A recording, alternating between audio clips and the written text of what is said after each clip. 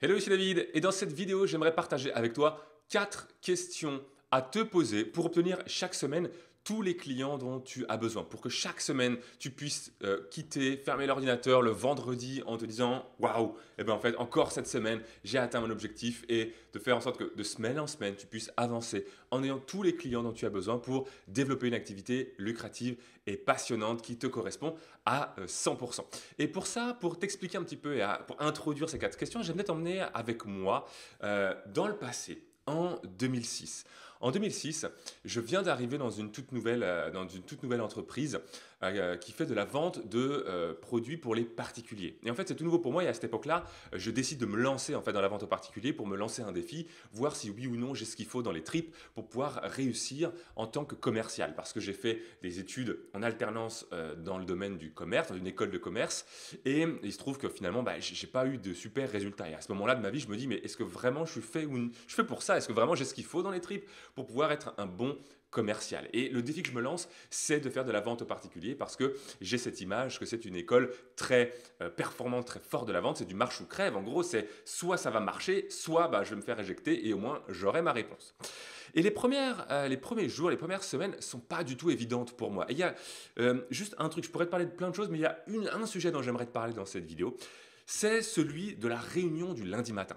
Tous les lundis matins, le directeur d'agence dont je dépendais nous réunissait en salle à 8 heures et tous les lundis matins, il nous disait ok, un tel, combien tu vas te faire de ventes cette semaine? Un tel, combien tu vas faire de ventes cette semaine? Et il nous demandait à chacun de lui dire combien est-ce qu'on allait faire de ventes cette semaine. Et franchement, les premières semaines, cette question, elle était extrêmement déroutante pour moi parce que je dis mais je suis pas mal à Myrma, j'ai pas de boule de cristal. Comment tu veux que je sache cette semaine combien je vais te faire de ventes? Je suis incapable de te dire ça.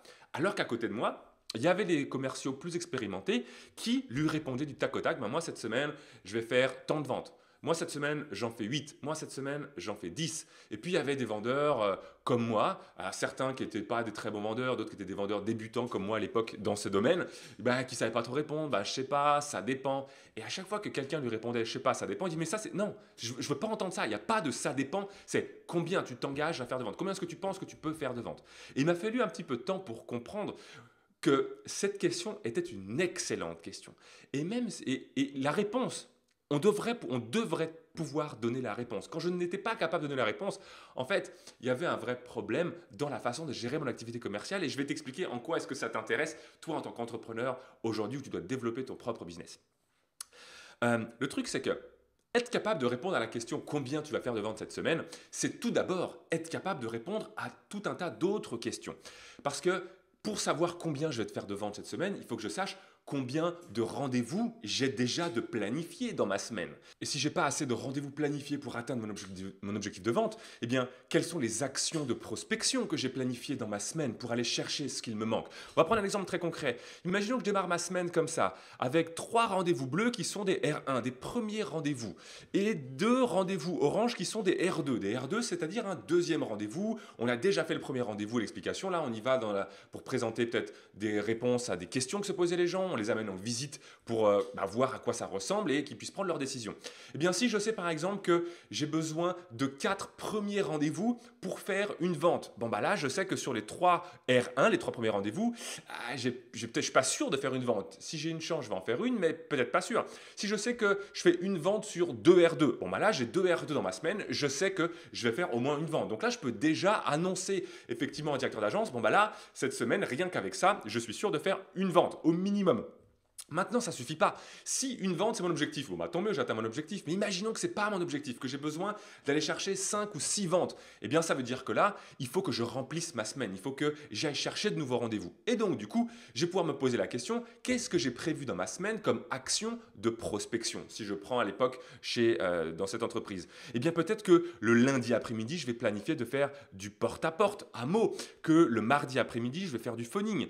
Que comme le mercredi 12, eh bien, j'ai un déjeuner avec un client sur Nangis, eh bien déjà, première chose que je vais pouvoir faire, c'est demander de la recommandation à ce client. S'il est vraiment content de son installation, qu'il me recommande auprès de ses amis, auprès de sa famille. Donc là, je vais pouvoir obtenir des opportunités. Que comme je serai en train de déjeuner sur Nangis avec mon client, peut-être que le matin, je pourrai en profiter pour faire du porte-à-porte sur Nangis. Et puis le lendemain, je vais aller faire des visites de chantier en cours. Je vais aller m'assurer que tout se passe bien auprès des clients que j'ai signés durant les dernières semaines. Et du coup, je vais aller demander des recommandations également auprès de ces clients-là pour obtenir de nouveaux rendez-vous et du parrainage. Et puis comme je serai à Meaux le vendredi après-midi, pareil, peut-être que le matin, je pourrais faire du porte-à-porte à Meaux. Voilà, en tout cas, là, je commence à planifier ma semaine de sorte à effectivement me garantir que j'obtiens des rendez-vous. Et puis, plus l'expérience passe, plus je vais savoir, par exemple, qu'en faisant 4 heures de porte-à-porte, et ici, par exemple, le lundi après-midi, je sais qu'en 4 heures de porte-à-porte, je serai capable de générer, admettons, 8 rendez-vous. Donc, si sur les 8 rendez-vous, 8 premiers rendez-vous, comme j'ai dit tout à l'heure, je fais une vente sur 4, je sais que potentiellement, 8 premiers rendez-vous, j'ai 2 ventes complémentaires sur ma semaine.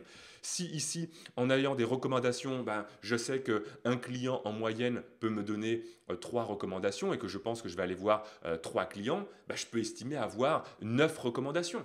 Et je sais que sur les 9 recommandations, il y en a à peu près les 3 quarts qui vont accepter de prendre un rendez-vous. Et sur les 3 quarts qui prennent un rendez-vous, là encore, c'est à peu près une vente sur 3. Parce que, comme c'est la recommandation, et là, je vais pouvoir faire ma projection. Et là, je suis capable de dire, cette semaine, je vais faire tant de ventes. Parce que je sais les rendez-vous qui sont déjà existants dans mon agenda, je sais le type de rendez-vous que je vais prendre en termes de recommandations, de R1 ou autre, et je sais le temps que je vais consacrer à ma prospection. Et ça, en fait, quand j'ai compris ça, ça a révolutionné ma vie et ça révolutionne encore ma capacité à atteindre mes objectifs en tant qu'entrepreneur. Parce que si en tant qu'entrepreneur, tu ne sais pas répondre, là on est lundi au moment où normalement tu vas voir cette vidéo, si tu n'es pas capable de répondre à la question combien de ventes vas-tu faire cette semaine, ça veut dire que tu n'es pas clair sur ton plan d'action marketing et commercial. Tu n'es pas clair sur c'est quoi qu'il y a dans ton agenda de fixe pour obtenir le chiffre d'affaires dont tu as besoin.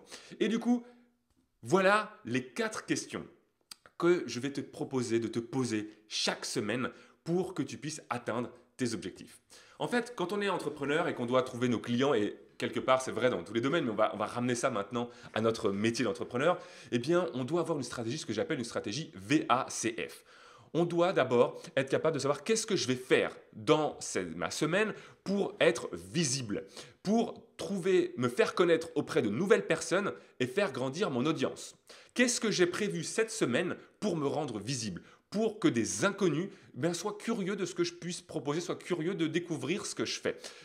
C'est qu'est-ce que tu as prévu dans ton agenda pour te faire connaître auprès de nouvelles personnes, pour faire grandir ton audience. Est-ce que c'est publier une nouvelle vidéo sur ta chaîne YouTube? Est-ce que c'est écrire des articles de blog? Est-ce que c'est contacter un journaliste pour faire un communiqué de presse? Est-ce que c'est contacter un partenaire ou 3 partenaires pour qu'un des 3 accepte de mailer sur sa liste à ton nom?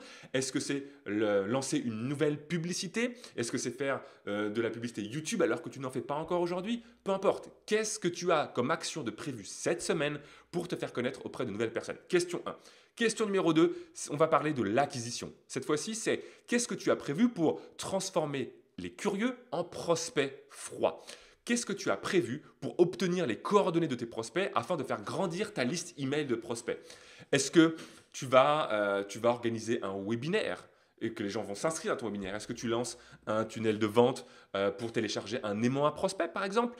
Est-ce que tu proposes aux gens de rejoindre ton groupe Facebook pour qu'à l'intérieur de ton groupe Facebook, tu puisses communiquer avec tes prospects et que tu puisses développer ta liste email directement, puisque tu as des outils qui, pour tout nouveau membre de groupe Facebook, récupérer son adresse email et le mettre dans ta base email, par exemple.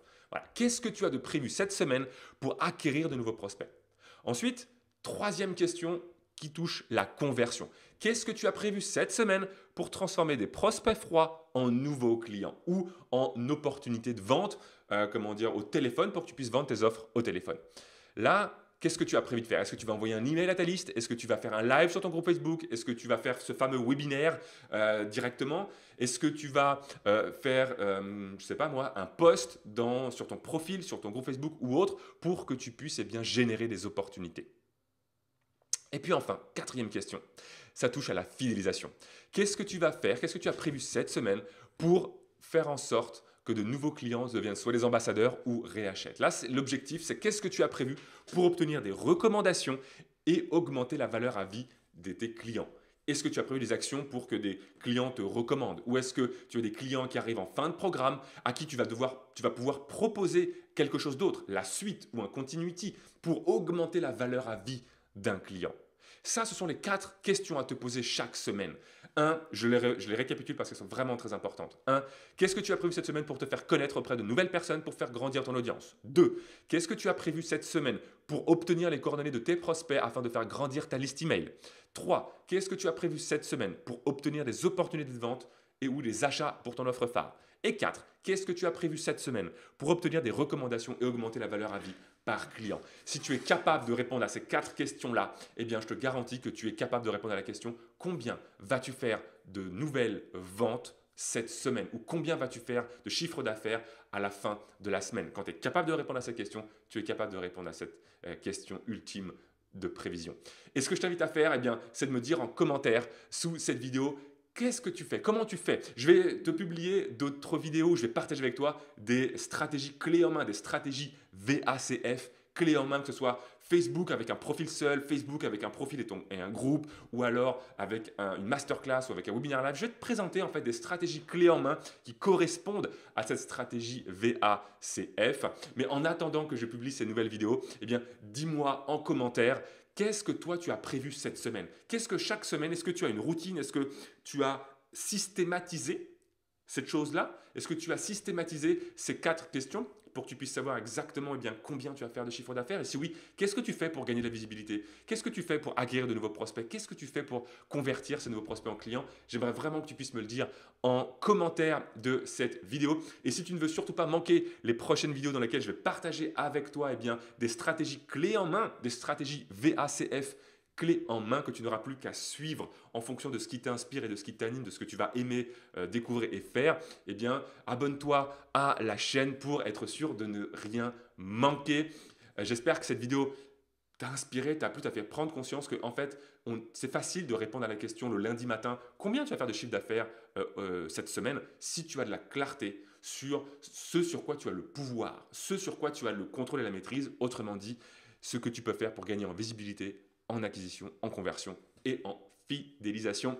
Merci à toi d'avoir regardé cette vidéo jusqu'au bout. Je te souhaite une magnifique fin de journée et réponds à mes questions en commentaire. Et d'ici à ce qu'on se reparle comme d'habitude, ose, sois toi-même et réalise-toi pleinement chaque jour.